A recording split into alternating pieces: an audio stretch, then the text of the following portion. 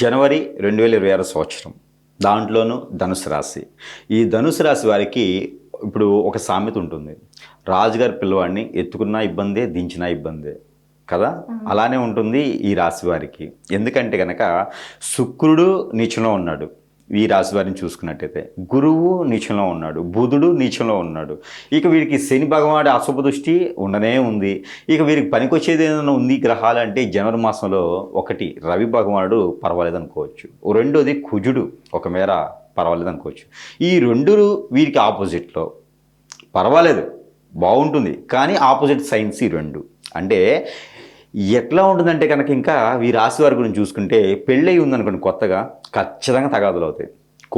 Court దాకా వెళ్ళిపోతారు. మధ్యలో ఎవరో ఒకరు వస్తారు. స్ట్రెస్, అనవసరమైన స్ట్రెస్లో ఉంటారు జనవరి మాసం మొత్తం కూడా. జాబు కూడా టెన్షన్గా ఉంటుంది. ఇక అన్నీ కూడా చుట్టుముట్లాడుతుంటాయి అన్నమాట. ఇక దీనికి తగ్గట్టుగా ధనుసు రాశి వారికి ఆరోగ్య సమస్యలు కూడా శోధిస్తున్నాయి. అవి ఎట్లా అంటే ఇక back pain, shoulder pains, headache, ఇవన్నీ స్ట్రెస్ వల్ల.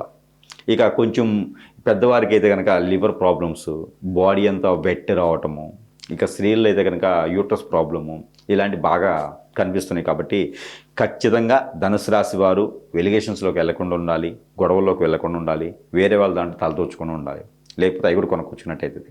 వీరి తగ్గట్టుగా శత్రు భయం, అప్పులు, ఆర్థిక సమస్యలు ఇవన్నీ కూడా కొట్టిమిట్లాడుతుంటాయి. అవి ఎలాగా మూలిగిన తడిగబడ్డట్టుగా మన బాధలు మనం సస్తూ ఉంటే ఎవడో వచ్చేసి వీరు ఇంకా బాగా ఎదుగుతున్నారు అని, వీరెవరి మాట వినరని, ఎక్కడ తగ్గరని వారి మీద చెడు క్రియలు చేపిస్తారు. దానితో అనుకున్న పని ముందుకెళ్ళదు. ఏ పని చేద్దాం అనుకున్నా అక్కడే ఉండిపోద్ది. ఎక్కడేసిన కొంగటి అక్కడే అనమాట.